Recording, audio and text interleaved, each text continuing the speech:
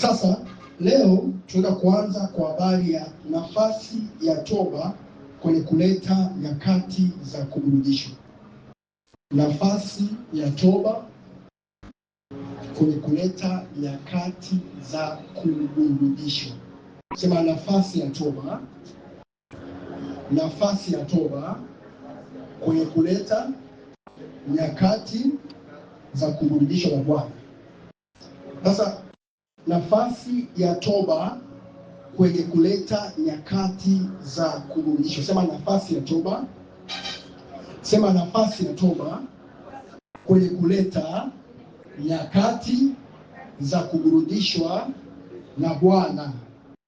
Namna gani ambavyo tukiweza kuanza na nikondo sema hivi, tubuni basi mrejee. Tubuni basi mrejee. Sema tubuni basi mrejee. Sasa namna gani hata kapati cha kwanza tubuni basi mrejee kana kuleta matokeo yale ya mwisho yaliko hivyo. Na unaposoma Biblia, mara zote Biblia huwa ina pande kama mbili. Ina upande wa Mungu kutimiza cha kwake, wajibu wake, alafu ina upande wako wewe kutimiza wajibu wako. Ile ndio ukiliangalia lina pande kuu mbili. Lina upande wako wewe kama wewe, alafu kuna upande wa Mungu. Naomba tusome pamoja andiko letu la Matendo ya Mitume 3:19. Anasemaje? Tubuni basi mrejee, ili dhambi zenu zifutwe, ndio zipate kuja nyakati za kuburudishwa kwa kuwako kwake. Nafasi ya kutubu na kurejea ni wajibu wako wewe, ila dhambi kufutwa na kuzileta hizo nyakati za kuburudishwa ni upande wa Bwana. Unaelewa vizuri? Kwa hapa Mungu anatupa upande wetu, tubuni basi mrejee ni ya kwako. Kwa lazima usimame na nafasi yako kwenye kutubu na kurejea. Kisha tubu na kurejea, matokeo yake tunasema kwamba ili dhambi zenu zifutwe. Alafu zifanyaje? Zipate kuja nyakati za kuburudishwa. Kwa hiyo hii hapa itatokea kwa kwake Bwana. Kwa hiyo hapo tunapata nafasi ya mambo mawili. Jambo la kwanza, tubu na kurejea ni wajibu wako. Ndio sentensi. Kutubu na kurejea ni wajibu wangu au ni sehemu yangu. Alafu dhambi kufutwa na kuja kwa nyakati za kuburudishwa ni upande wa Bwana. Ndio maana hili neno la Mungu linaitwa neno la agano. Kwa nini? Ni neno la agano kwa sababu agano lina pande mbili. Lina mtu mmoja ambaye anatoa ile agano na kuna mwingine ambaye yupo kwenye agano na agano litokee. Kwa agano lina pande mbili. Kusema covenant, hamna mtu ambaye anafanya agano mwenyewe. No, nasema pamoja na pande mbili. Upande wa kwanza ni upande wa Mungu na upande wa pili ni wa kwetu. Kwa upande wa kwetu tunasema kwamba tutubu na kurejea. Tunataka tuelewe leo namna gani ambavyo tukiweza kuelewa kutubu na kurejea tunaweza kuzipata hizi nyakati za kuburudishwa. Na mimi nakuombea kwamba kupitia somo hili Bwana akupe uelewa mpya kwa jina la Yesu. Nasema hivi, Bwana akupe uelewa mpya kwa jina la Yesu. Haya, tuanze kwenye utangulizi. Tubuni basi mrejee. Watu wengi sana wakisikia kutubu wanajua ni kwa sababu labda mtu ameanguka nini? Dhambini. Tena akisema kuanguka dhambini anajua ni dhambi ya uzinzi. Kweli si kweli? Kweli si kweli? Yale magazeti ya kilokole ya zamani yale tulikuwa tukiambiwa mtu akianguka dhambini ndio dhambi pekee ambayo tunajua makanisani. Lakini kuna mambo mengi ambayo mtu anapaswa kurejea na kutubu zaidi tu ya uzinzi. Watu wengi wameiweka uzinzi kama ndio dhambi ambayo ni ya kipekee sana, na hata Biblia imesema hivyo, lakini pamoja na hivyo kutubu ni zaidi ya kutubu kwa ajili ya kwamba wewe umeanguka dhambini. Sawa? Haya, ndio sentence. Lengo mama la toba ni kwa ajili ya ondoleo la dhambi. Kwenye maandiko tunasoma kuna kwamba lengo mama la toba ni kwa ajili ya ondoleo la dhambi. Kwa mtu yote yule ambaye ata-engage kwenye toba ni mtu ambaye mwisho wa siku matokeo yake patakuwepo na ondoleo la dhambi. Hilo ndio lengo mama la toba. Kwa nafasi ya kwanza ya toba kabisa, kama tena mbele kabisa, ni kumfanyia mtu na kumletea mtu mahali ambapo anapata ondoleo la dhambi. Biblia inasema hivi, tubuni basi mrejee ili dhambi zenu zifutwe. Matendo 2:37-39. Inasema kwamba waliposikia hayo wakachomwa mioyo, wakasema tutendeje ndugu zetu? Akamwambia, tubuni mkabatizwe kila mmoja kwa jina la Yesu mpate ondoleo la dhambi. Matendo 2:37-39. Lengo mama la toba, lengo mama la kwa nini tunatubu ni kwa ajili ya kupata ondoleo la dhambi. Sasa leo natamani kufundishe kwamba hilo ondoleo la dhambi sio tu dhambi kwamba umefanya dhambi fulani, ila kuna maana kubwa sana ya hili neno kutubu na toba. Sawa? Umeelewa vizuri? Nikwambia lengo mama la toba ni ili kupata ondoleo la dhambi. Jambo la pili na kwa nini utangulizi hapo kwamba toba ni swala la moyoni wala sio la mdomoni. Toba ni swala la moyoni wala sio la mdomoni. Watu wengi wanajua kutubu kwao kunaishia mdomoni. Kwa hiyo akisema nisamehe, nimekosa Mungu, anajua ndo kutubu kwenyewe huko. Kwa hiyo anafikiri kutubu ni maneno mazuri ya kumshawishi Mungu ili akupe msamaha. Unaelewa vizuri? Anafikiri kutubu ni maneno mazuri ya kumshawishi Mungu ili ampe msamaha, ili Mungu amsamehe. Lakini ukweli kwamba toba ni swala la wapi nimesema? Swala la wapi nimesema? Hebu ngombeni lako, toba ni swala la moyoni. Kwa kabla hujaanza kuongea kwa mdomo wako mbea Baba nisamehe au ninatubu, lazima hiyo jambo lianzie wapi nimesema? Moyoni. Toba ni swala la moyoni na sio swala la mdomoni. Jambo lingine napandika hapo kwamba toba sio kwa ajili ya wenye dhambi tu au watu wasiokoka. Toba sio kwa ajili ya wenye dhambi au watu wasiokoka. Tumefika mahali ambapo kanisa linajua kwa habari ya toba ni kwa ajili ya watu ambao bado hawajaokoka labda. Ila sisi ambao tupo kanisani hatuhitaji kutubu. Toba sio kwa ajili ya watu ambao hawajaokoka na watu ambao hawapo kanisani. Hata sisi wa kanisani ni jambo la kushangaza kabisa kwamba toba ni sehemu muhimu sana kwa ajili ya kanisa. Ukisoma Biblia yangu utaelewa kwamba kitabu cha Ufunuo sura ya 2 na ya 3, mtumishi wa Mungu Yohana anakuwa anaongea na kanisa. Sawa? Yohana anaongea na kanisa, haongei na watu wa duniani. Hivi leo hii Biblia yako. Hebu kitabu cha Ufunuo Yohana sura ya 2 na mstari wa 1. Hapa Yohana alikuwa haongei na mataifa, alikuwa anaongea na kanisa, kama ambavyo Mungu leo hii anaongea na sisi kanisa. Ufunuo Yohana sura ya 2, naomba kila mmoja anisomee mstari wa 1. Ufunuo Yohana sura ya 2 na mstari ule wa 1. Biblia inasemaje?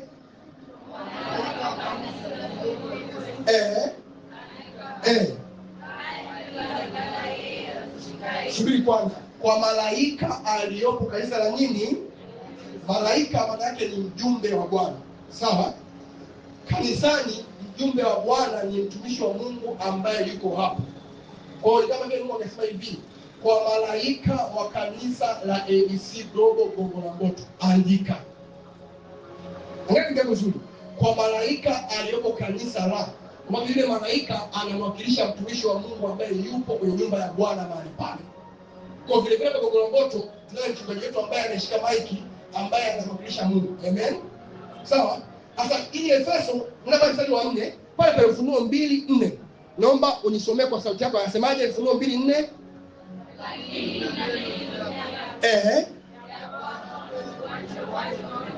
Lakini nina neno juu yako ya kwamba umeuacha upendo wako wa nini? Haya, mstari wa 5 Mungu anampa maelekezo baada ya huyu kanisa la Efeso kuacha upendo wake wa kwanza. Anasemaje mstari wa 5?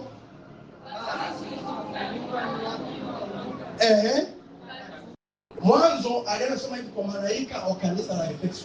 Ni kama sasa hivi Bwana aje kusema kwamba kwa kanisa la Gongo la Mboto, kumbuka ni wapi ulipoanguka. Alafu anasema kwamba ukatubu. Kwa kuna mahali ambapo unaweza kujikuta kwamba umeanguka. Wote tupo kwenye safari tunaelekea mbinguni. Kwenye safari hii barabarani sio barabara ambayo imenyoka. Mtume duniani sasa kuna milima, kuna nini jamani? Na nimetumia lugha duniani. Kwa sawa? Labda kutumia hiyo picha kwamba kuna wale wote mtu akaanguka. Akianguka sasa hivi kumbuka ni wapi ulipoanguka. Kwa kumbe mtu akaanguka bado yupo kanisani amesahau kama ameanguka. Hebu ngani sio? Mtu anaweza kama ameanguka bado yuko kanisani na amesahau kwamba amefanyaje? Hebu ngani yako. Mbele jirani wewe rudi kwa mtu. Mtu anaweza kabisa kawa ameanguka na yupo kanisani. Ni binti yupo kanisani kwa sababu hatujui anaishi wapi. Kumbe kule anapoishi anaishi na baba fulani ambaye anamlipia kodi, aishi na baba fulani. Anaishi naye ila kuna kijana fulani wa kiume huwa anamlipiaga kodi. Yupo naye kabisa na kanisani anakuja na anaabudu Mungu kabisa. Kumbuka ni wapi ulipoanguka. Yamkini unaanza maisha yako vizuri ila kuna sehemu ukashangaa umeacha yale mambo ambayo Mungu alikuwa amekuelekeza kibinafsi. Kumbuka ni wapi ulipoanguka ukatubu. Na leo hii Bwana anakupa neema kutubu kwa jina la Yesu. Nasema hivi, Bwana anakupa neema kutubu kwa jina la Yesu. Lakini lazima kwanza ukumbuke unachompendea Mungu. Hamna mtu ambaye anasahau. Ukikaa chini ukafanya vizuri utakumbuka. Haya, Ufunuo Yohana sura ile ya pili tena, nenda mstari wa 14 pale. 14 hadi 16, lakini naomba tusome mstari wa 14 hadi 16 kaka kwa sababu muda wetu umeenda kidogo. Anasemaje 14? 1, 2, 3. Ufunuo Yohana 2:14 anasemaje? Lakini ninayo maneno machache juu yako, kwa kuwa unao huko watu washikao mafundisho ya Balaamu, yeye aliyemfundisha Balaki atie ukwazo mbele ya Israeli, kwamba wavile vitu vilivyotolewa sadaka kwa sanamu na kuzini. 15 sikusikii. 15 anasemaje?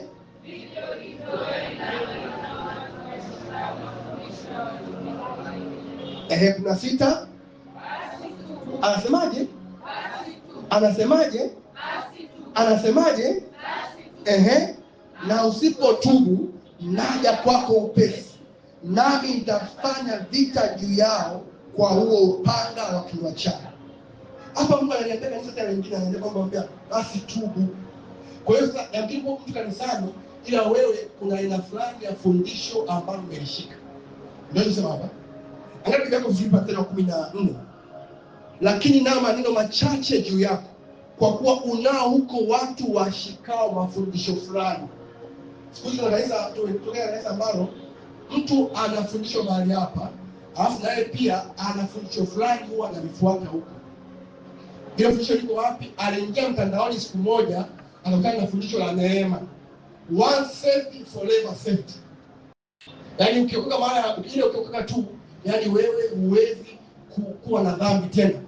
Ukishaokoka ni tayari hiyo. Watu wengine wanaishi namna hiyo. Kwa hiyo anazidi akwambia hivi, mimi hapa nishasamehewa dhambi. Sasa hizi nafanya makosa sio dhambi. Ukisikia mambo kama hayo, yaani akizidi afanye hivi, Bwana ananijua huyu ni dhaifu wangu.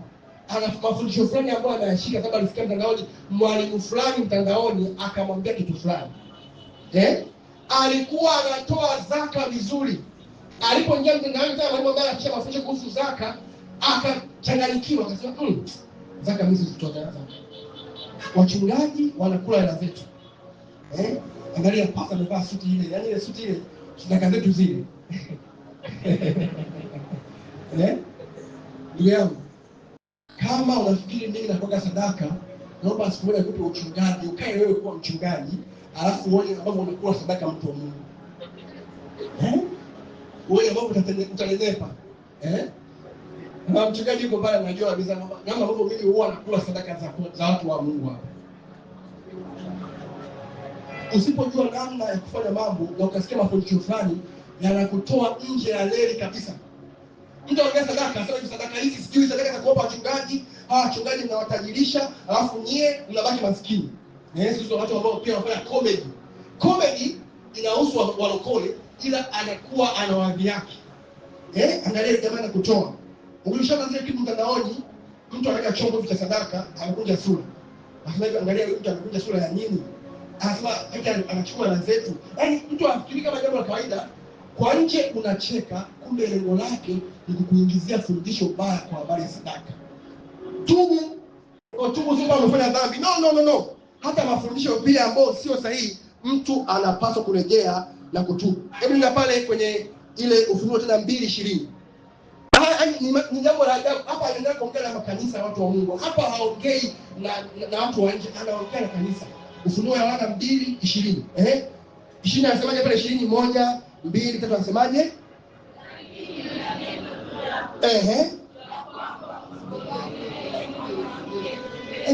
Hili ni kanisa linamrudia mwanamke Yezebeli. Endelea.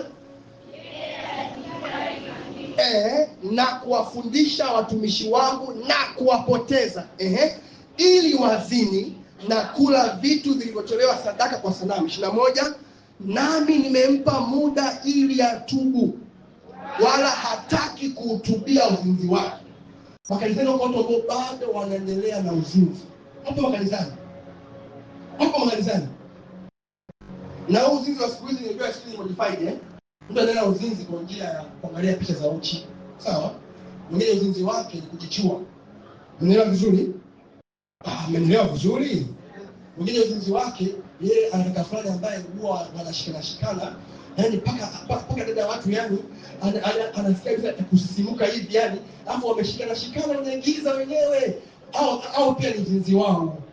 Kuna mwingine ambaye anasema pastor, kwani romance ni dhambi? Rafiki yangu mzuri na nipenda, tunapenda tu kukatani pamoja, ananikisi tu. Kuna kijana wa kiume anatafuta busu la dada, yani anasema just kiss me please. Hao ni wazinzi ambao wapo kanisani. Chadao zaidi wengine ni mawazo.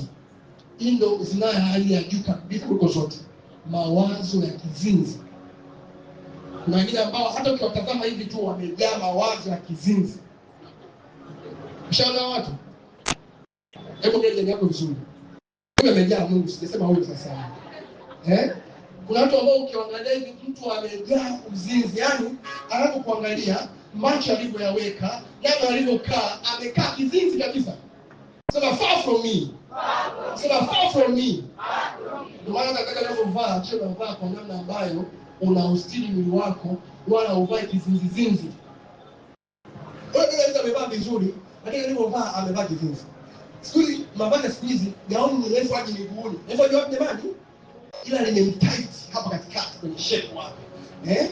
Alafu amevaa nguo ya ndani imechorwa namna hii. Kwa hiyo akitembea hivi, anakuja kanisani na gauni lake, lakini kwa kweli ukiangalia hivi unasema kwa hiyo hapa anaingia kanisani au vipi?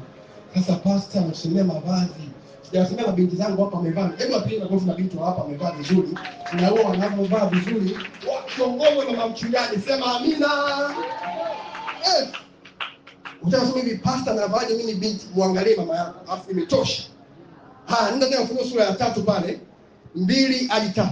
Hapa bado anaenda kuongea na kanisa. Hapa anazungumza na kanisa. Kwa hiyo mimi kanisani pia sisi ni watu wa kwanza ambao tunahitaji toba kabla ya watu wa nje. Na kabla ya kuwafuata watu wa nje na kuwahubiria jamani okokeni, mtubu mrudie Yesu, sisi ndio wa kwanza tunahitaji toba kwa maneno haya. Ufunuo sura ile ya 3 mstari ule wa 2. Biblia inasemaje? Kanisa inasemaje?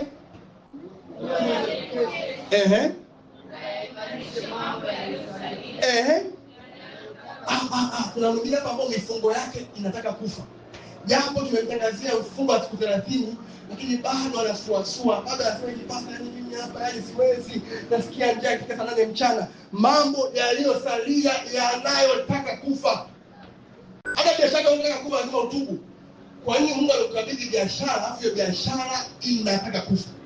Mungu amekupa wazo, hilo wazo linaishia kichwani mwako, lazima utubu. Mambo yaliyosalia yanayotaka kufa. Na kwa jina la Yesu Kristo mwaka huu hakuna jambo ambalo limesalia litakufa kwa jina la Yesu. Nasema hivi, hakuna jambo ambalo limesalia litakufa kwa jina la Yesu. Kila jambo mwaka huu linapokea ufufuo mpya kwa jina la Yesu. Kama ni wewe mwenyewe unaamka unatoka kwenye usingizi kwa jina la Yesu. Anasema kwamba amka wewe usinziae, Kristo atakuangaza. Sema amen. Endelea mbele pale, maana sikuona matendo yako ya kuwa yametimilika mbele za nani? Sasa naomba jiulize mwenyewe, je, matendo yako yametimilika mbele za Mungu wako? Muulize jirani yako, jirani, matendo yako yametimilika mbele za Mungu wako? Naomba jiangalie mwenyewe dakika moja, jiangalie mwenyewe ile huduma ambayo Mungu alikupatia, vile vipawa ambavyo Mungu alikupatia, ile karama ambayo Mungu amenipa karama hii. Je, matendo yako yametimilika mbele za Mungu? Haya, naomba soma mstari wa 3, basi kumbuka jinsi ulivyopokea. Siwasikii, naomba uje tena mstari wa 3, nasemaje? Basi kumbuka jinsi ulivyopokea. Ndio. Na shida ufanyaje? Kwa toba sio kwa ajili ya watu ambao wapo huko nje. Toba lazima ianzie kwenye kanisa la Mungu. Sema amen. Sema amen. Sio, umeelewa vizuri mpaka hapo? Tuende sasa tuanze kuangalia nini maana ya toba. Sasa hapo nishakupatia at least introduction fupi kwamba toba sio ya huko nje, bali toba ni ya nyumba ya Mungu, sisi kama watoto wa Mungu. Nini maana ya toba? Jambo la kwanza, toba ni kugeuka au kurudi na kuiacha ile njia uliokuwa unaifuata na kuiendea. Toba au kutubu ni nini? Kutubu ni kugeuka au kurudi na kuiacha ile njia uliokuwa unaifuata na kuiendea. Kutubu ni kugeuka. Kwa hiyo hakuna kutubu bila kugeuka. Au kurudi na kuiacha ile njia uliokuwa unaifuata na kuiendea. Kama ni njia ya dhambi, kama ni njia ya dhuluma, kama ni njia ya uongo, kama ni njia ya tamaa. Nini maana kutubu?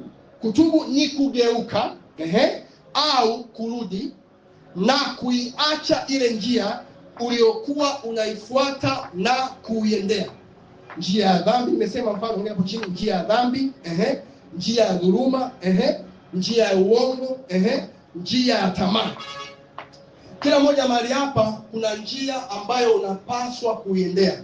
Zaburi 32:6, nitakufundisha na kukuonyesha njia, macho yangu yakikutazama. Isaya 48:17 inasema kwamba mimi ni Bwana Mungu wako nikuongozae kwenye njia ikupasayo kuifuata. Kila mmoja mahali hapa kuna njia yake ambayo Mungu amemwandalia aifuate. Sawa? There is a way for you to go to your destiny, kwenye ile hatima njema ambayo Mungu alikuandalia. Hata kama ikitokea mahali ambapo umeiacha ile njia, lazima ugeuke na kurudi. Ugeuke na kurudi. Ulimwacha Mungu mahali, unageuka na kurudi, kisha unampa Mungu umakini wako wote. Ndipo sababu. Sasa ni mfano wa mtu ambaye anaweza kuiacha njia. Kuiacha njia kuna mambo mawili. Cha kwanza, unaiacha njia unaenda pembeni.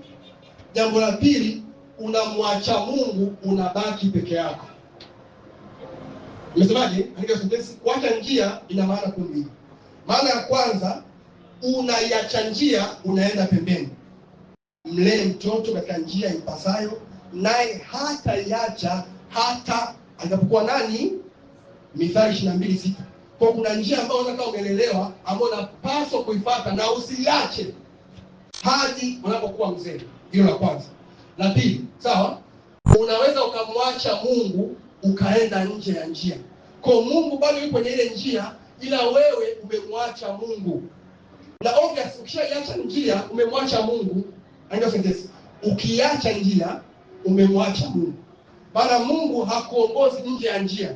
Mungu anakuongoza kwenye njia. Sasa hebu angalia, naomba ushike hiyo sentence tuangalie hapa mbele kwa mfano mzuri sana. Haya. Mimi ndo Mungu, huyu ndo wewe, sawa? Huyu ndo wewe, mimi ndo nani? Mungu. Sasa mimi si Mungu jamani. Mbona sasa nipaswa nishakuwa Mungu? Njia imeshakuwa Mungu, hadi kama mimi ni Mungu. Haya. Mimi ni Mungu, huyu ndo wewe.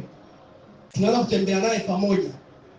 mwanzoni mwa mwaka umeanza sema Bwana nenda na mimi, mnatembea pamoja. Kila baadaye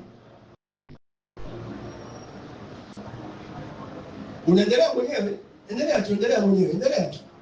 Angalia anapoendelea, ameanza kukwama kwa sababu alimwacha Mungu. Ila njoo rudi, anapoka kurudi ndio kutubu huko.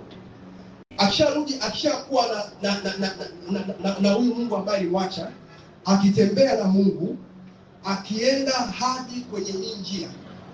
Hapa kwa mbele hamna njia, ni kweli au si kweli?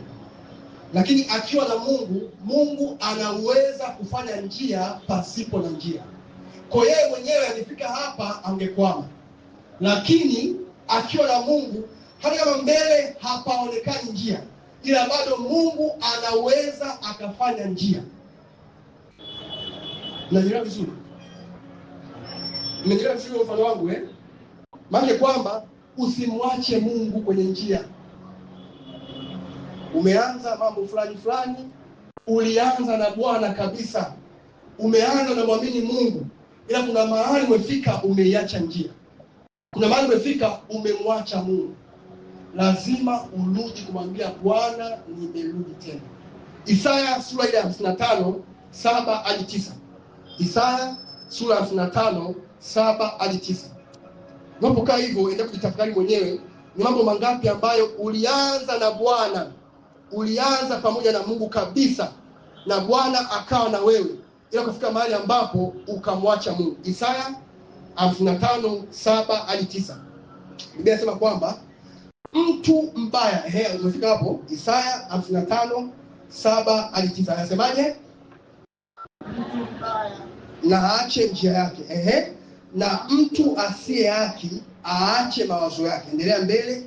Na amrudie Bwana, naye atamrehemu, na arejee kwa Mungu wetu, naye atamsamehe. Kwa rehema zipo kwenye kurudi. Rehema zipo kwenye kurudi. Toba ndo husababisha rehema. Toba husababisha rehema. Mtu mbaya na aache njia yake. Kwa pale popote pale ambapo unajikuta umeacha njia, umeshakuwa mbaya mbele za Mungu. Yaani tafsiri ya kuiacha njia ni mbaya mbele za Mungu. Tafsiri ya kuiacha njia ni mbaya mbele za nani? Mtu mbaya na aache njia yake. Kwa ukiwa mbaya umeshaiacha njia ambayo basi kuifuata. Na mtu asiye haki aache mawazo yake, na amrudie Bwana. Ndio maana kutubu, kugeuka na kuacha ile njia ambayo anaiendea, njia ambayo haipendezi, njia ambayo haielekei kule Mungu anatamani wewe uelekee. Yoeli sura ya 2 12 hadi 13. Yoeli sura ya 2 12 hadi 13. Hapa pia Biblia inaonyesha namna pia ya kurudi kwenye hiyo njia. Yoeli sura ya 2 mstari wa 12 hadi wa 13. Unabarikiwa. Haya, anasemaje Yoeli 2:12? Yoeli 2:12 kanisa. Yoeli sura ya 2 mstari wa 12. Yoeli ipo kitabu cha Agano Jipya. Kwa hiyo ukishafika pale Agano Jipya baada ya Mathayo ndio Yoeli. Wewe. Mtu ameshaangalia Agano Jipya anataka Yoeli iko Agano Jipya. Haya, hebu msaidie jirani yako hapa aifungue Yoeli vizuri. Unajua ni wageni jamani, kwa hiyo mwasaidie tu. Yoeli 2:12. Anasemaje Yoeli 2:12 kanisa? 1, 2, 3 anasemaje? Lakini hata sasa asema Bwana, nirudieni mimi kwa mioyo yenu yote, na kwa kufunga, na kwa kulia, na kwa kuombolea. 13, lalueni mioyo yenu, wala si mavazi yenu, mkamrudie Bwana Mungu wenu, kwa maana yeye ndiye mwenye neema, amejaa huruma, si mwepesi wa hasira, ni mwingi wa rehema, naye ugairi mabaya. Bwana anasema kwamba nirudieni mimi kwa mioyo yenu. Kwa nini anasema umrudie kwa moyo wako wote? Kwa sababu njia za mtu huwa zipo ndani ya moyo wake. Ndio sentensi. Nirudieni mimi kwa mioyo yenu yote, kwa sababu ile njia ambayo uliacha iko ndani ya moyo wako. Na tunaona mtu anaitwa ndio vipi? Excuse,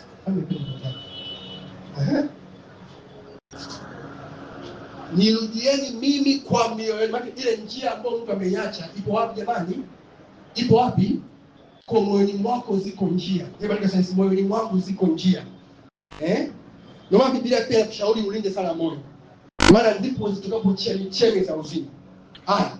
Lakini hapa anasema kwamba urudi kwanza kwa moyo wako wote. Nikamwambia toba ni swala la moyoni, swala nini nimesema? Mdomoni. Jambo lingine nasema hivi, kwa kufunga. Maana pia moja ya namna unaweza kurudia ile njia ni kwa kufunga. Ezra 8:21. Ezra 8:21-23.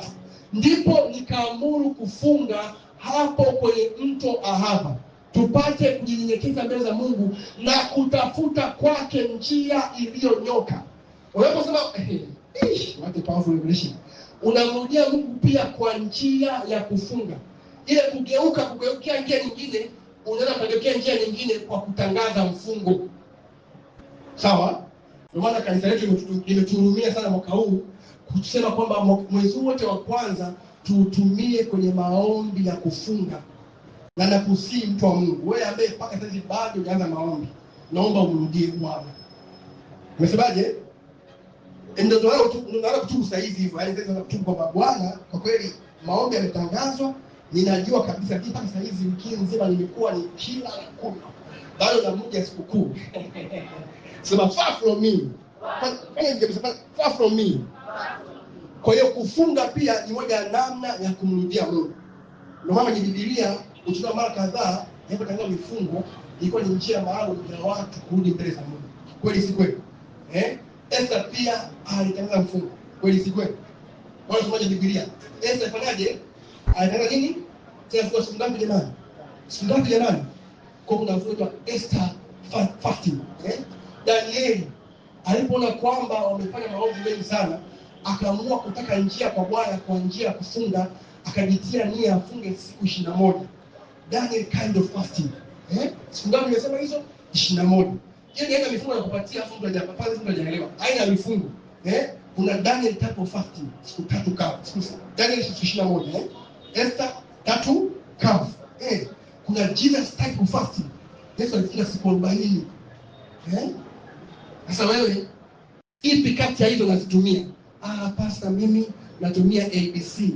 Nafunga tu siku 3, Jumatatu, Jumatano na Ijumaa. Wewe. Hata hiyo ya ABC nafanya kazi, sema amen. Na hiyo ndio ambayo imenitengeneza mimi kwa uaminifu kabisa. Ni Jumatatu, Jumatano na Ijumaa.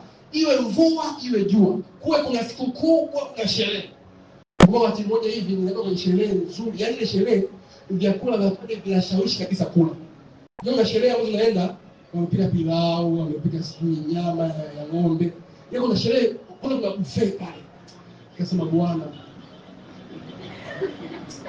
ulijua kabisa.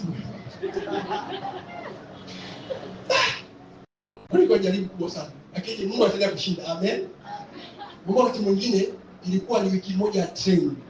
Kama shaka na training yote, training zote zile huwa kuna chakula kizuri sana. Wakati na training yote ile, nina kuombea mwaka huu ile training mbalimbali kwa jina la Yesu. Amen. Sasa ile training nilienda, chakula cha pale kwa kweli ilikuwa kama siku 5. Kilikuwa ni kizuri, sema kizuri. Yaani pale unasema hivi kasi niambiwa nifungie, lakini ambayo nimeshafunga, nimefunga. Na kweli nilikuwa naendelea kutii ile agano langu na Bwana. Sababu unapofunga haufungi mbele za watu. Wala utangazi. Ila baada ya muda mtasikia, mbona wengi kula mimi ndio si mtu. Niko in diet. Niko in diet. Kumbe mtumishi wa Mungu umefunga. Sema amen. Kwa hiyo tunamjia Mungu kwa kufunga. Jambo la 3, unamjia Mungu kwa kulia. Kwa kulia. I say kama uko mwanaume hapa unajai kulia na kushangaa sana. Wanaume wa kweli huwa wanalia mbele za Bwana. Wadada wenye kesho kubwa huwa wanalia mbele za Bwana. Hawalii mbele za watu. Hizo ni za watu ambao wanaweza wakalia machozi mbele za watu, ila hayo machozi hawezi kulia mbele za Bwana. Anaweza kalia mbele ya boyfriend wake ambaye amemwacha, amebreak naye, ila hawezi kulia hivyo mbele za Bwana, hawezi. Anakuwa mkavu kama nini, yani mkavu kweli, naomba oh Jesus. Oh Lord, I love you. Ile I love you haisemi mpaka anatoa machozi. Ila boyfriend yake anamwambia hivi, nakupenda. Sikukwambia machozi yangu yameshaanza nakupenda. Sema far from me. Sema far from me. Sikusikia far from me vizuri. Sijakaa ni wewe ambaye uko ananiambia boyfriend wako wewe. Watu wa Mungu. Tufike mahali ambapo tunalia mbele za Bwana. Ujasiri wetu sisi hapa ni kulia mbele za Bwana, wala sio mbele za watu. Usiwe mtu ambaye unaweza ukalia mbele za watu shida zako, ila hauwezi ukalia kiwango hicho cha kuzidi mbele za Bwana. Mbele za Bwana ni mahali ambapo ni mahali pasiri, wewe na Mungu wako mnaanza kuzungumza maneno ya siri. Haya, kama umekwama mahali unamwambia Mungu wazi wazi bila kuogopa, bila kujificha. Alafu hapa niweke msisitizo, kuna watu ambao huwa wanaingiziana ndini ili kupoteza concentration ya kuomba, kwamba hapa inabidi nitubu kwamba Mungu leo nimedanganya Dolini. Anasema lakapalaga diamando losia, Bwana anajua nimedanganya Dolini. Kwa ndani kutubu ni kukiri waziwazi. Na moja namna ya kujenga uhusiano na Mungu ni kumwambia open kabisa, yani open. Kama Mungu anataka kumwambia mtu makosa yake akakiri mbele ya mtu, vile vile ni vyema kufanya hivyo mbele za Mungu. Leo Bwana, leo nimemdanganya mchungaji, nimempiga mchungaji sauti. Mwambie Mungu. Sasa lazima tusikie mahali ambapo tunalia mbele za Bwana. Bwana Yesu pamoja na Yesu wake alikuwa analia.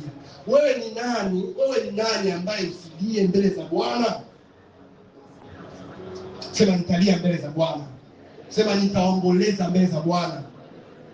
Yes, lia mbele za Bwana. Kesho yako inakuhitaji wewe. Sasa hivi ndio muda wa kulilia kesho yako. Baba, nipe neema yako Mungu ya kuwasaidia vijana wengi. Nipe neema yako Mungu ya kuwafungua vijana wengi. Unalia mbele za Mungu. Afu kishalia hivyo, unaenda mbele za pepo kwa ujasiri. Pepo, toka. Sasa umelia mbele za nani? Kwa lazima kama ambapo mahusiano na Mungu, nafika mahali ambapo unaanza kulia. Na uwepo wa Mungu kweli kufunika, yani utakuta kwenye mixed feelings. Ulie sio kulia, kucheka sio kucheka, lakini wewe unakuwa unalia. Unajua Roho Mtakatifu huwa anaugua ndani yetu. Sawa? Roho wa Bwana huwa anaugua ndani mwetu. Kule kuugua watu wa Mungu si watu wanaelewa. Kule kuugua unaweza ukaugua kiasi cha kusikia mzigo ule ndani mwako wa kulia. Sawa? Kwa kuanzia leo turudi mahali pa kulia kwa jina la Yesu. Sema kwa jina la Yesu, napokea neema ya kulia mbele za Bwana. Yes. Pastor, mimi kwa kweli machozi yangu yako mbali. Ndugu yangu. Machozi yangu nasema yako mbali. Hayako mbali kama unafikiria wewe. Mbele za Bwana sio kwa machozi yako mbali. Mungu aliyekusaidia haugawa kama watu wanasema, watu wengi wana Saudi tu yani. Tayari umeshasa. Ila ukikumbuka ndugu yangu, alipokutoa Mungu, alipokusaidia Mungu, utalia. Hebu siketi mwenyewe, hapa kuna jambo ambalo linakusumbua miaka kadhaa iliyopita. Leo hii sio fungu lako tena. Bwana usilie mbele za Mungu.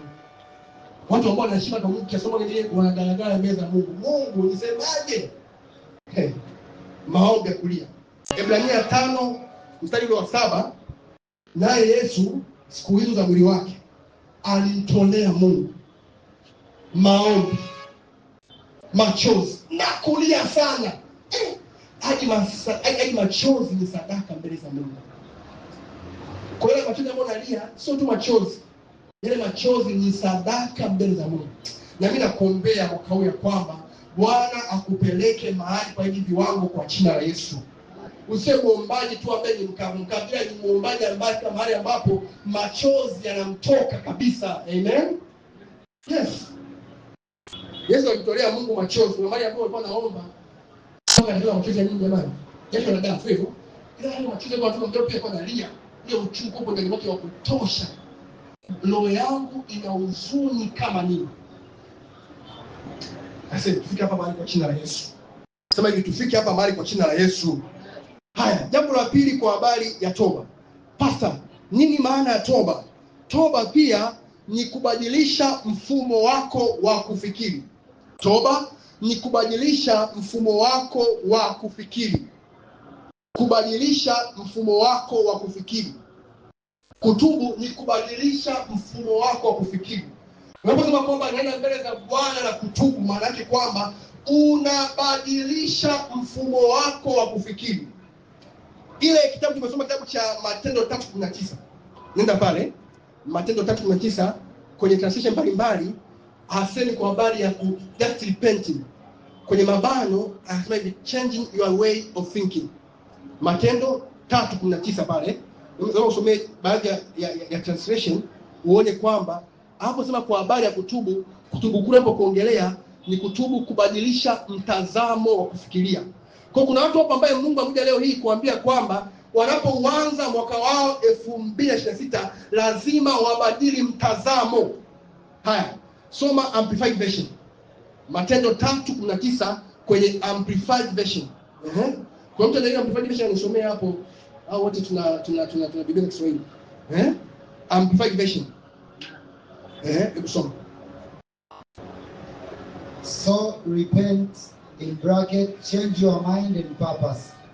Turn around and return to God, that your sins may be erased, in bracket, blotted out, wiped clean, that times of refreshing, or in bracket, of recovering from the effects of heat, of reviving with fresh air, may come from the presence of the Lord.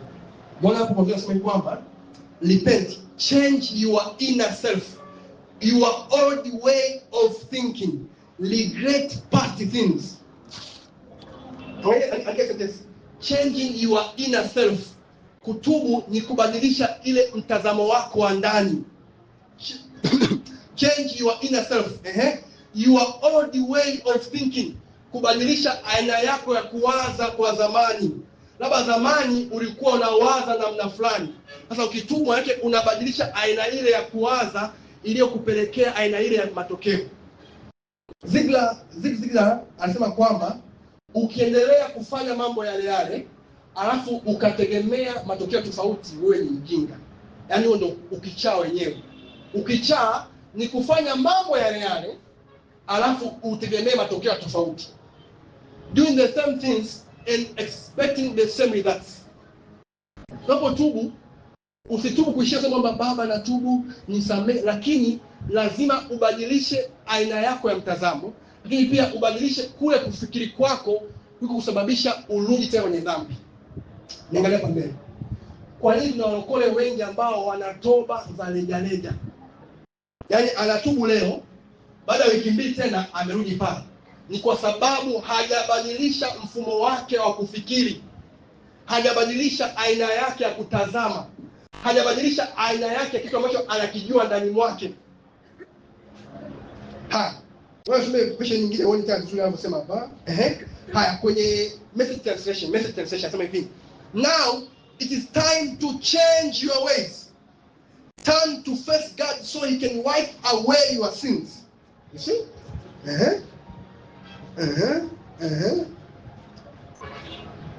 Good. Paka mwanzo nimeelewa vizuri kwamba kutubu ni kubadilisha mfumo wa kufikiri. Mithali 23:7. Biblia inasema kwamba aonavyo mtu wapi jamani? Aonavyo wapi? Usisikii aonavyo wapi?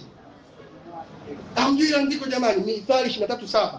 Aonavyo mtu nafsini mwake ndivyo atakavyokuwa. Ndivyo atakavyokuwa. Baki aonavyo mtu nafsini mwake. Hiyo aonavyo kwa Kiingereza as the man thinks in his heart. Hebu soma Kiingereza hapo uone. Na kwa kweli washika wangu sometimes you mnapenda kusoma Kiingereza jamani, You are excellent people, intellectual people. Hebu soma Kiingereza nasema nini? For as he thinketh in his heart, so is he. For as he thinketh in his heart. Vile ambavyo unafikiri kwenye moyo wako. Kwa hiyo kutubu ni kubadilisha aina yako ya kufikiri. Kila mmoja mahali hapa ana aina fulani ya kufikiri. Ongea jirani yangu, mtazamo wako ndo wewe. Wewe ulivyo ni kwa sababu ya mtazamo wako. Kwa hiyo mtu yeyote mahali hapa ni jumla ya mawazo yote ambayo yapo ndani mwako. Mimi ni jumla ya mawazo yote yaliyomo ndani yangu. Tafsiri ya wewe ni yale mawazo ambayo yana circulate ndani ya moyo wako. Kwa kama wewe ni mtakatifu, basi mawazo ambayo yapo ndani mwako ni mawazo ya utakatifu. Kama wewe ni mwenye dhambi, mawazo ambayo yanapita ndani mwako ni mawazo ya dhambi. Na kama wewe ni mtu ambaye si tu mwenye dhambi, ni mzinzi, mawazo ambayo yanayo ndani mwako ni mawazo ya kizinzi. Sema, kuanzia leo nabadilisha mawazo yangu na mtazamo wangu. Sema, kuanzia leo nabadilisha mawazo yangu na mtazamo wangu. Kabla ya kumwita mtu mzinzi, jua ndani mwake alikuwa na mawazo ya kizinzi. Haingaba unasema huyu mtu ni mzinzi, au mtu anajikuta ameanguka kwenye zinaa, kama ambao unasema eti pastor, namuomba Mungu nisamee, naomba kutubu pastor, nimejikuta nimeanguka kwenye zinaa pastor, yani sikutegemea kabisa. Ile kuanguka haikutokea kuanguka, ni kwa sababu ya mawazo mengi ya kizinzi iliyokuwa nayo ndani mwako, akapelekea siku moja ukashangaa bila wewe kujua, automatically alikupa matokeo haya ya kuanguka. Umeelewa vizuri? Yaani mtu kuanguka kwenye uzinzi hakuanzia siku ameanguka. Ilianzia siku ile amepata wazo la uzinzi, hakulipinga. Amepata wazo la uzinzi, hakuliongelea, kumwambia wewe, na wazani mawazo kama haya. Kuna ile mawazo kila ndani mwako lazima uyajibu muda wote, usiape muda. Ugonjwa utaniua. Aje babaini. Lazima uje na react muda huo, usisubiri tena.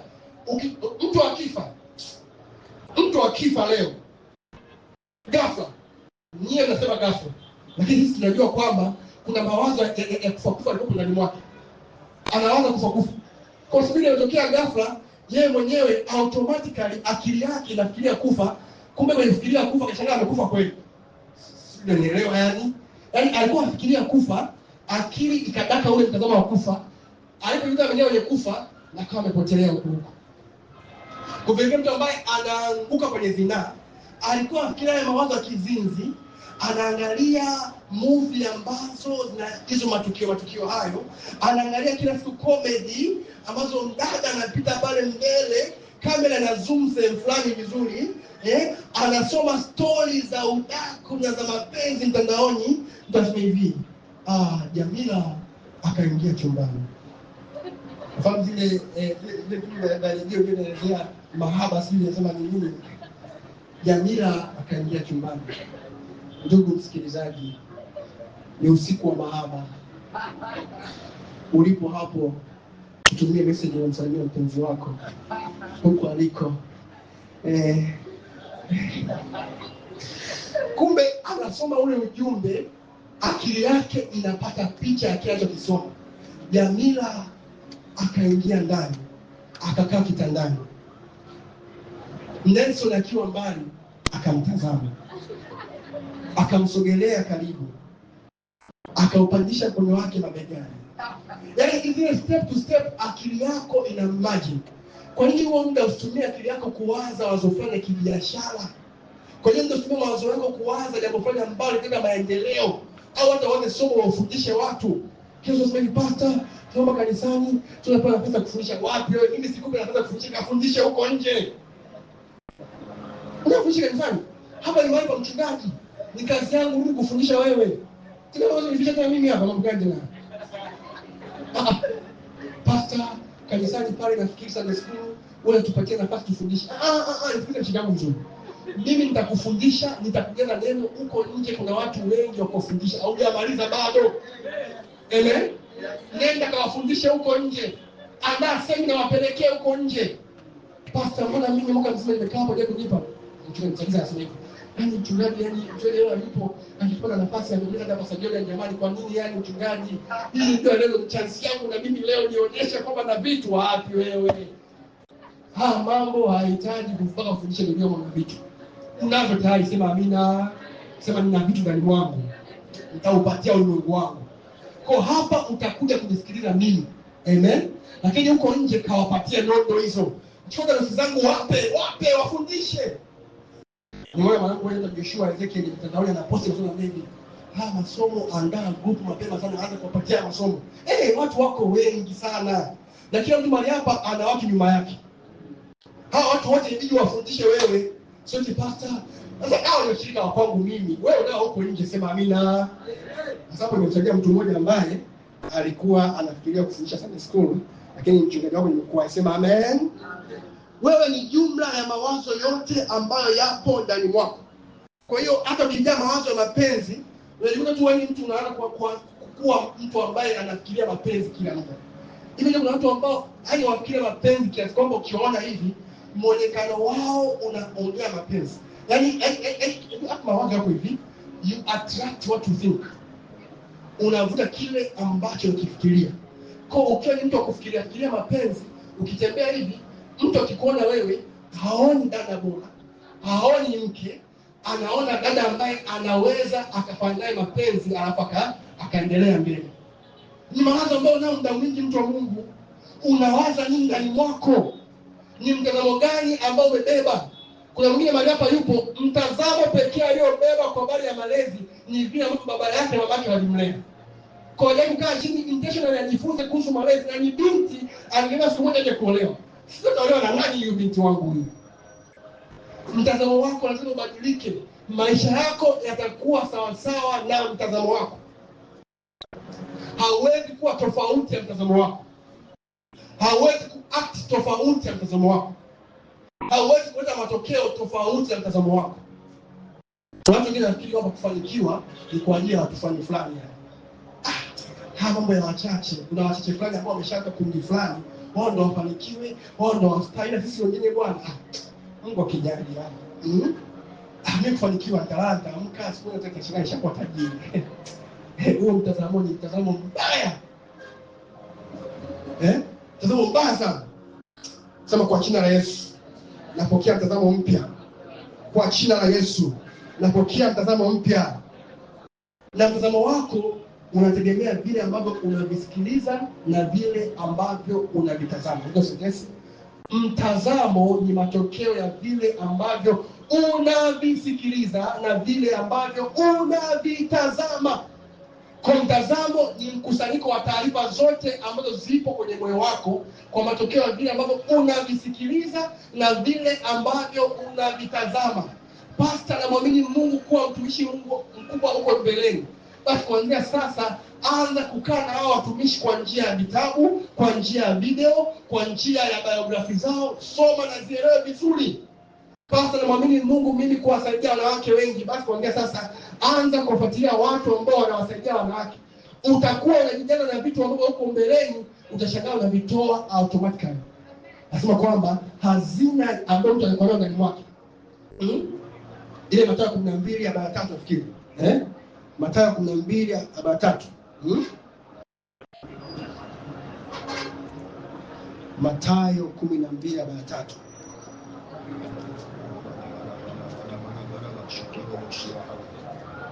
Unapaswa uendelee kuijaza hazina yako.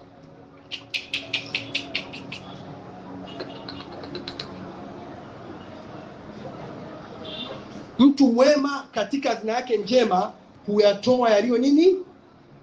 Huyatoa yaliyo nini? Ni Mathayo ngapi? Ni Luka au ni Mathayo? Luka 6:5. Hiyo Luka 6:5. Hebu tuko pale Luka 6:5. Jamani, hiyo ndiko limekuja. Kwa hiyo useme pastor hajajiandaa wewe. I am very full kutajia ndiko limekuja ndani mwangu. Mtu mwema katika hazina yake njema huyatoa yaliyo nini? Kwa hiyo kadiri ambavyo unaenda kujijaza na mambo sahihi ya kutazama, ya kusikiliza, unajijaza na hiyo hazina njema. Luka 6:5. Mtu mwema katika hazina njema ya moyo wake hutoa yaliyo mema. Kwa hiyo endelea kujijaza, sawa? Endelea kujijaza. Siku moja yule msha mahali anasema hivi, tupe mic ndio ndio tusalimie. Unaongea point nyingi sana hivi. Ndio yuko point, kumbe upo. Una hazina njema ndani mwako. Sema kuanzia leo napokea neema wa kuijaza hazina yangu. Jambo la 3, nini maana ya kutubu? Kutubu ni matokeo ya mtu kuzingatia moyoni. Kutubu ni matokeo ya mtu kuzingatia moyoni. Kutubu ni matokeo ya mtu kuzingatia moyoni. Sema kutubu ni matokeo ya mtu kuzingatia. Hakuna mtu ambaye anafika mahali pa kutubu kama hajazingatia moyoni. Wengi walikuta wanarudi kule kule kwa sababu mioyo yao haijazingatia. Kwa nini naomba Mungu toba? Je, naomba toba ili nipate amani ya muda mchache? Je, naomba toba ili nijisikie, ndio watu ambao wanaomba toba ili ajisikie amani ndani mwake muda huo. Yaani the purpose ya kuomba toba sio kwamba amemaanisha, ila tu kwa sababu anasikia hukumu ndani mwake. Na kweli ni kwamba anayekuhukumu sio Mungu. Mungu hamhukumu mtu. Ila mtu wako wa ndani, dhamiri yako ndio inakuhukumu. Ndio nakwambia kwamba wewe jana usiku umezini na leo ni place unataka tuongezee nyimbo hapa mbele. Jana usiku unataka kulala na mkaka wa watu kule. Dhamiri yako inakuhukumu. Kabla Mungu anafika mahali pa kumhukumu mtu, dhamiri ya mtu yenyewe huwa inamshuhudia mtu. Warumi 9:1.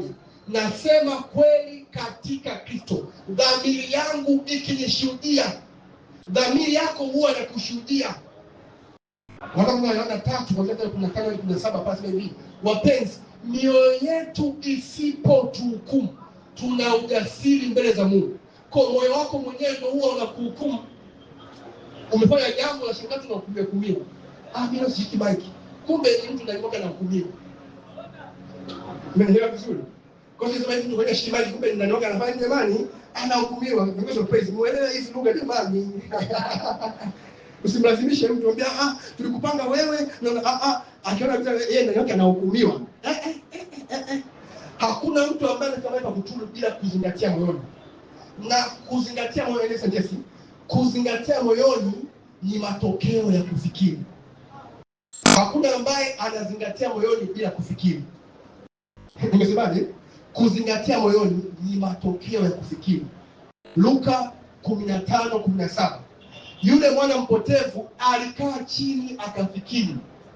Na wewe pia ili fikia mahali ambapo unaitaka toba ya kweli, unataka Mungu asamee maovu yako, Mungu aanze tena kutembea na wewe, lazima ukae chini ufikiri. Ufikirie ni wapi ulipoanguka. Ufikirie ni upendo wako wa kwanza umeuachia wapi. Ufikirie ni mambo gani ambayo yamesalia ambayo inabidi uyakamilishe. Lazima ukae chini ufikiri. Kwa kutubu pia ni swala la kufikiria kichwani. Watu wengi hawapendi kufikiria. Nenda kwa hivi uwe mtu ambaye anafikiria kwa jina la Yesu. Kuanzia leo pokea neema kufikiria kwa jina la Yesu. Kuanzia leo pokea neema kufikiria kwa jina la Yesu. Mshike chochote mmoja kama kujiomba, Baba nipe neema na nguvu ya kufikiri kwa jina la Yesu. Omba hiyo neema. Kuna watu wengi ambao maisha yao hayaendelea mbele kwa sababu hawafikiri.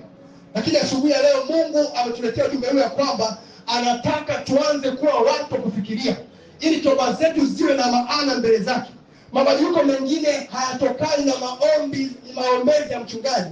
Mabadiliko haya yanaanzia kwa wewe kufikiria tu. Mwambie Bwana nipe kufikiria ambapo kunaleta toba ya kweli. Nipe kufikiria ambapo kunaleta toba ya kweli. Rama shoka parazede ya mbeleketi hatuya ya kariba bashento kepelia ya sondoriga balade ya kariba na boshete. Hebu jiambie mwenyewe, mwambie Bwana nipe kufikiria kwa aina nyingine ambapo kutanipatia risupatele baladia kwa kutubu kwa kweli. Ya ndarama soto yezira mahade ya kapara malade.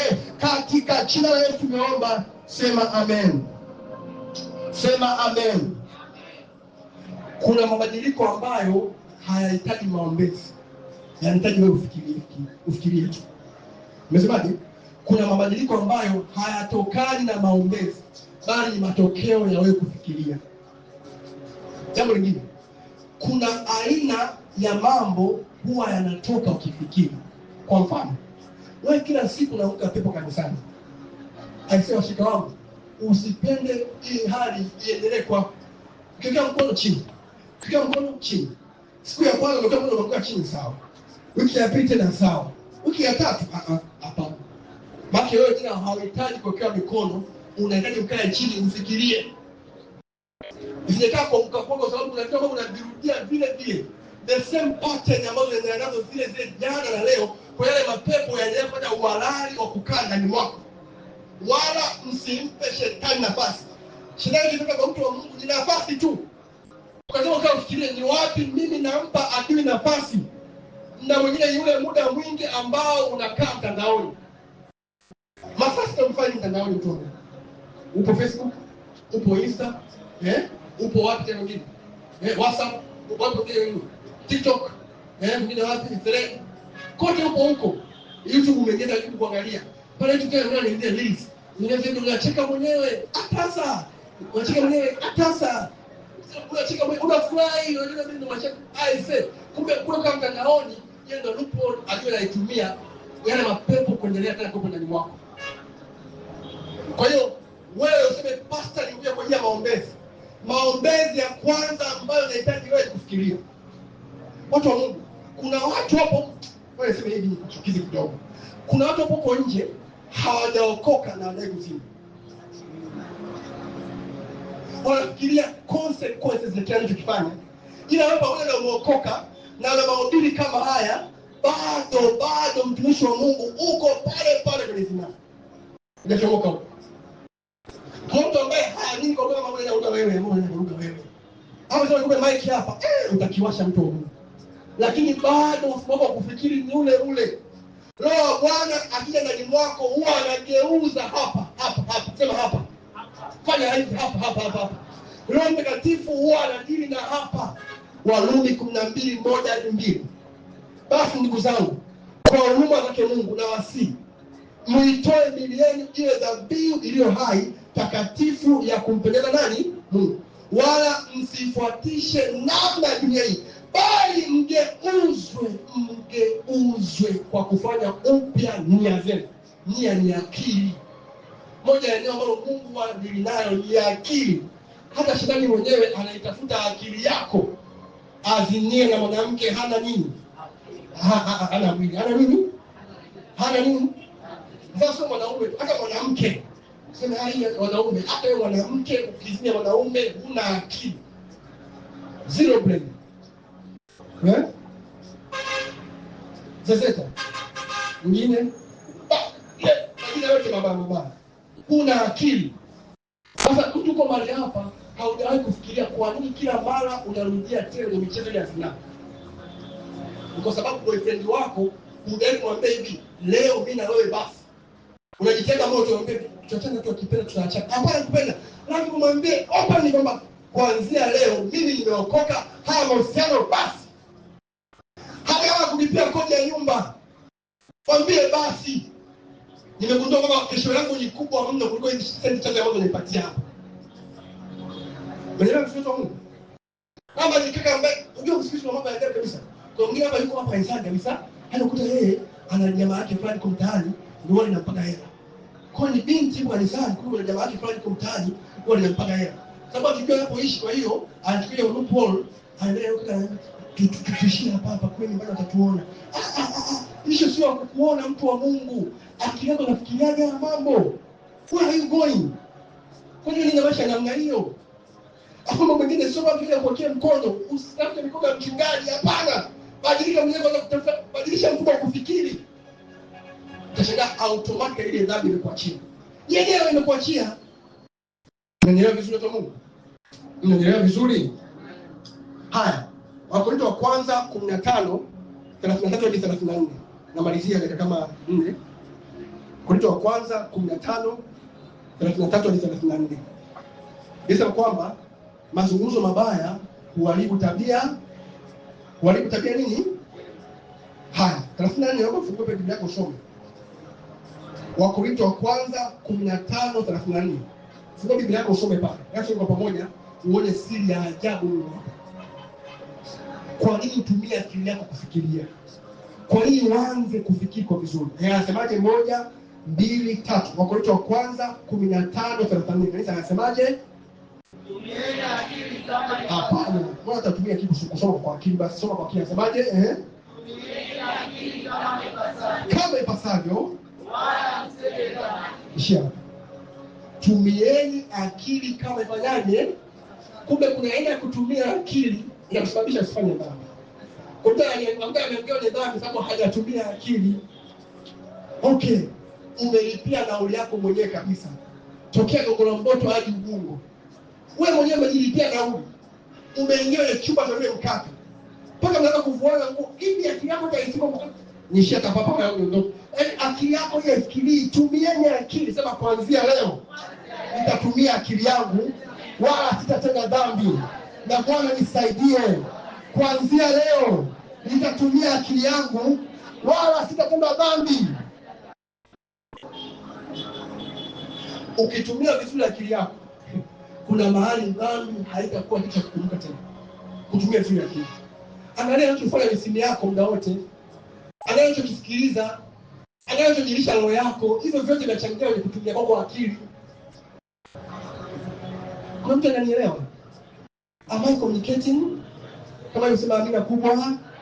Sema amina kubwa tena. Namalizia na umuhimu wa toba. Kwa nini tunatubu? Umuhimu wa toba. Jambo la kwanza, toba inarejesha na kurudisha utendaji kazi wa uwepo wa Mungu. Toba inarejesha na kurudisha utendaji kazi wa uwepo wa Mungu. Faida na umuhimu wa toba. Jambo la kwanza, toba inarejesha na kurudisha utendaji kazi wa uwepo wa Mungu. Isaya sura ya 57 na mstari wa 15. Na nikisema kwa habari ya uwepo wa Mungu, naomba uniangalie hapa mbele. Kuna level kama mbili za uwepo wa Mungu ambazo bidi tuzirudishe. Kwanza ni uwepo wa Mungu katikati yetu, alafu pia uwepo wa Mungu ndani. Nimesemaje? Uwepo wa Mungu ambao ninaongelea ni uwepo wa Mungu katikati yetu na uwepo wa Mungu ndani yetu. Tunapoomba na kutafuta toba mbele za Mungu, tunaurudisha uwepo wa Mungu katikati yetu. Kama kanisa tukirudi mahali hapa, Mungu awepo katikati yetu. Jambo la kwanza. Jambo la pili, pia Mungu awepo ndani yetu. Maana ya uwepo wa Mungu ile Agano Jipya sio Mungu kwenda mbele yako. Mbele yangu pita.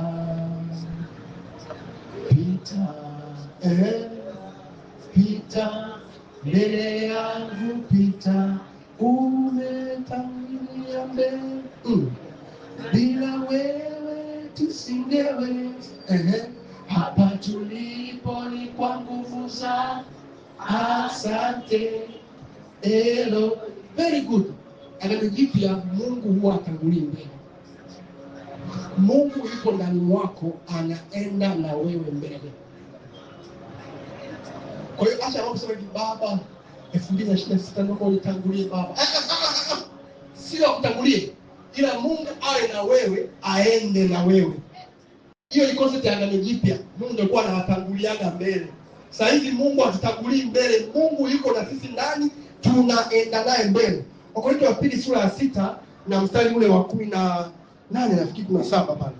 Mimi nasomea andiko kwamba Agano Jipya uwepo wa Mungu hauendagi mbele. Wakorintho wa pili 6:17 na 18. Tokeni kati yao, mkatengwe nao, asema Bwana. Ni 16. Okay, laka bara zuge belega bahatu bahate. Shepara kapala bahando rimasate. Vele karuska pali ambani. 16 pale 16. Wakorintho wa pili 6:16. Tena pana mapatano gani kati ya hekalu la Mungu na sanamu? Kwa maana sisi tu hekalu la Mungu aliye. Sema I am the dwelling place of God. Sema I am the dwelling place of God.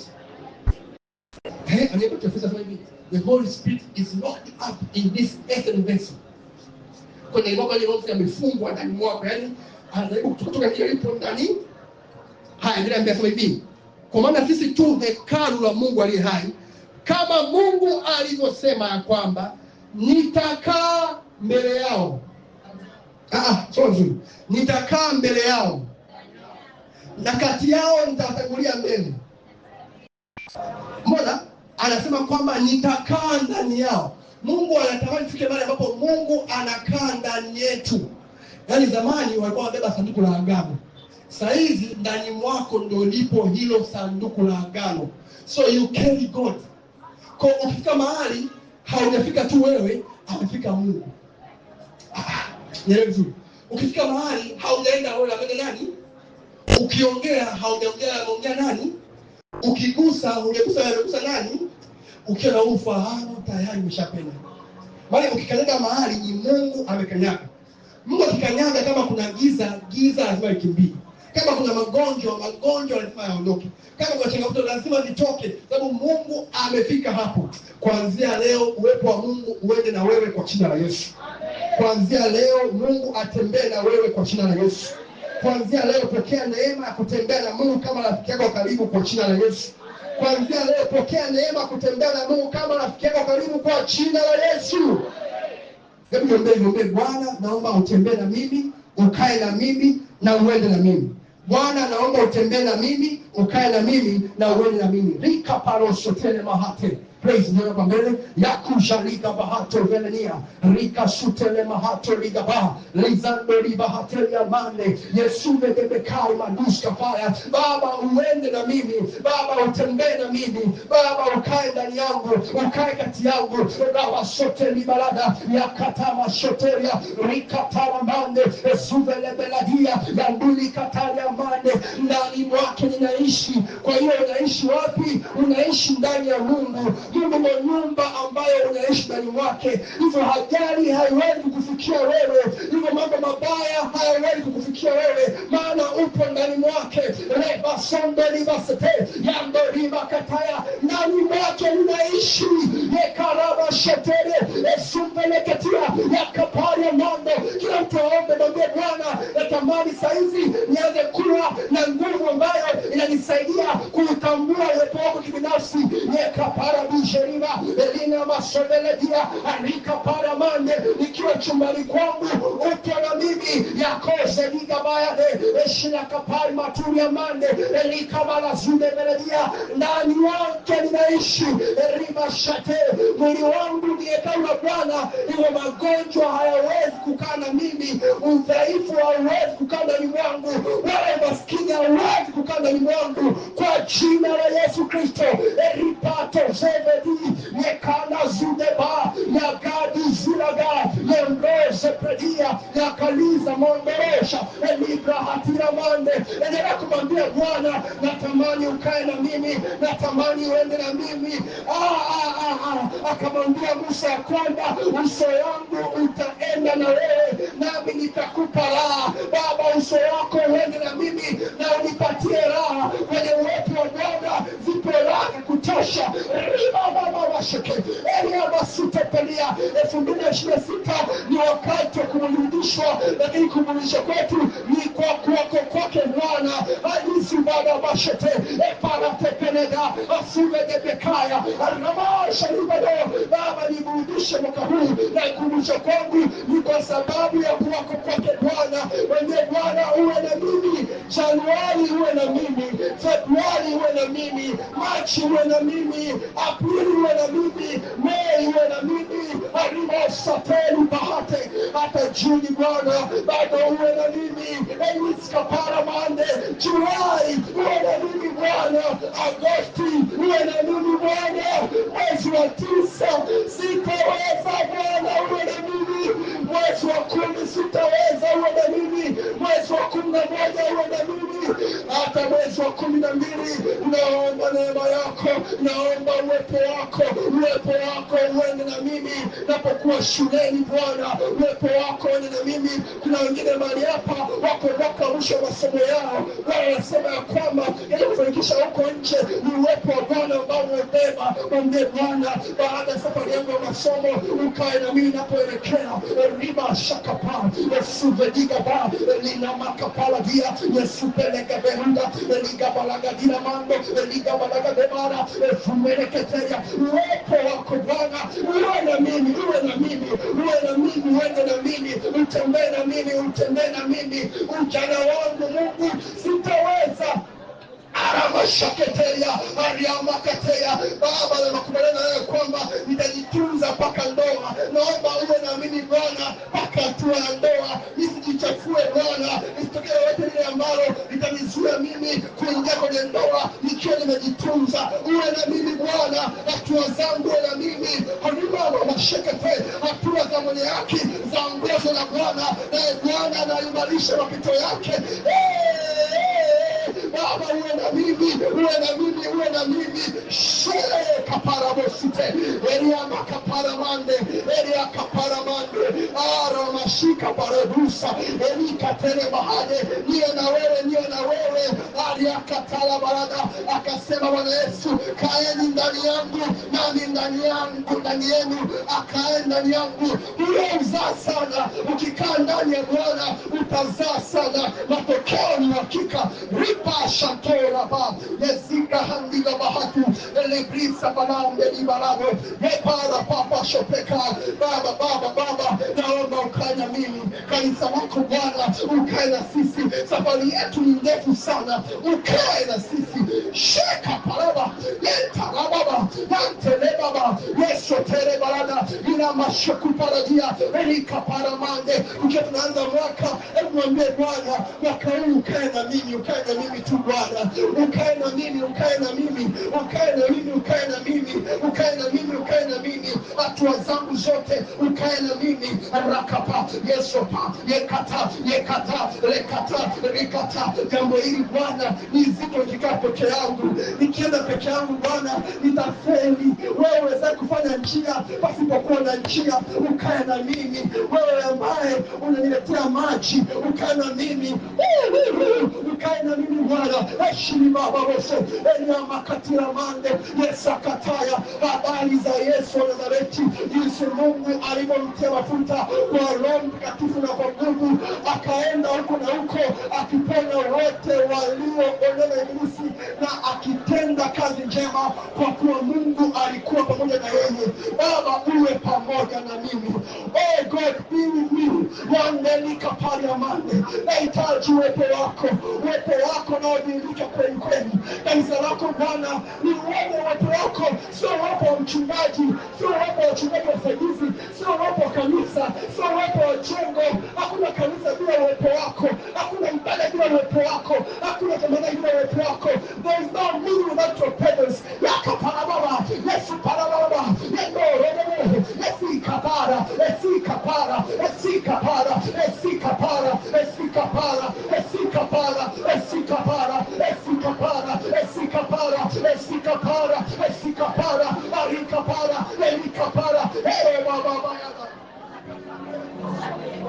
shekepara mahali. Kwa jina la Yesu tunaomba, sema amen. Sema amen.